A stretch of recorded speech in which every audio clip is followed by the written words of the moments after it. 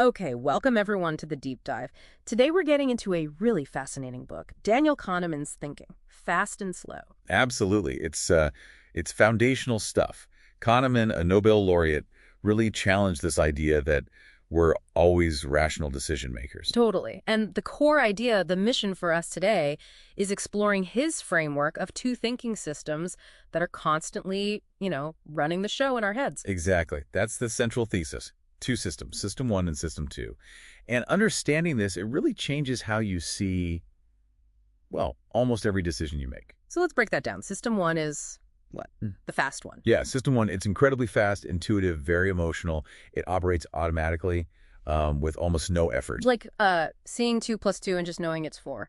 Or glancing at a billboard and instantly getting the message. Precisely. It's effortless, happens without your conscious control. It's your brain's like intelligent autopilot. Okay, so that's system one. Then there's system two. That's the slower one. Right. System two is slow, deliberate, logical.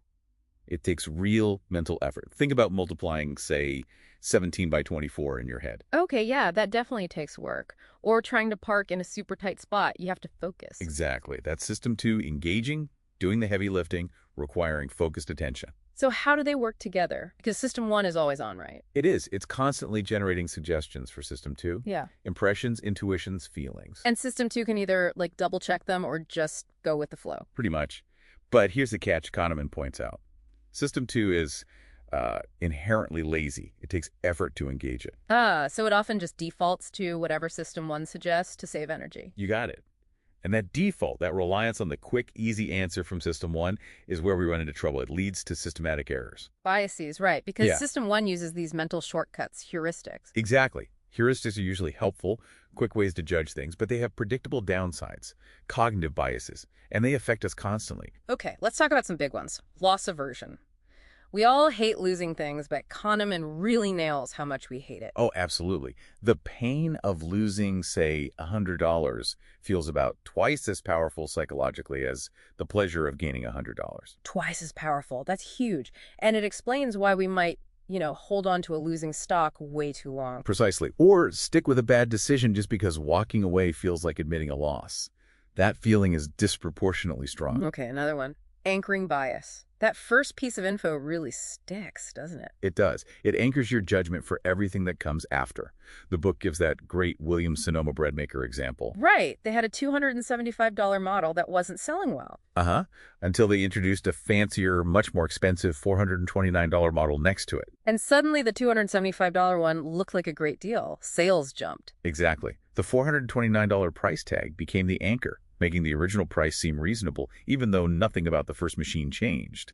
Classic System 1 comparison. So easy to fall for. And then there's the planning fallacy. Oh man, this one gets me every time. Huh? You and most people. We're just consistently terrible at estimating how long things will take or how much they'll cost. We always underestimate the problems and overestimate the benefits, right? My brain just seems wired for optimism on plans. It's a documented bias. Kahneman uses the example of kitchen remodeling. Yeah. People expected to spend around, what, $18,000? Yeah, something like that. But the actual average cost ended up being over double that, closer to $39,000. It's not just bad luck.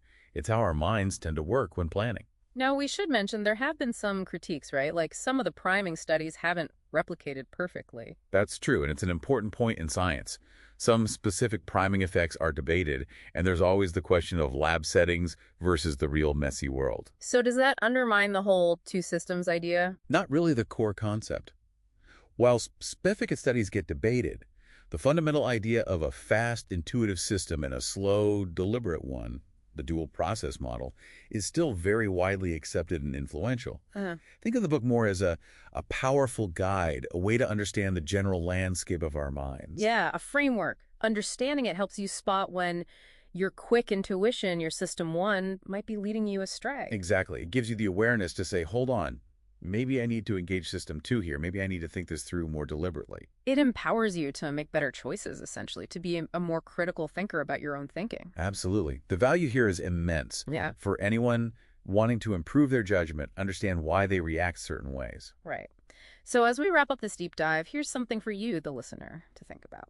Knowing about these two systems, this constant interplay between fast intuition and slow deliberation. How might you approach your next big decision differently? What little aha moments about your own thinking might you start noticing day to day?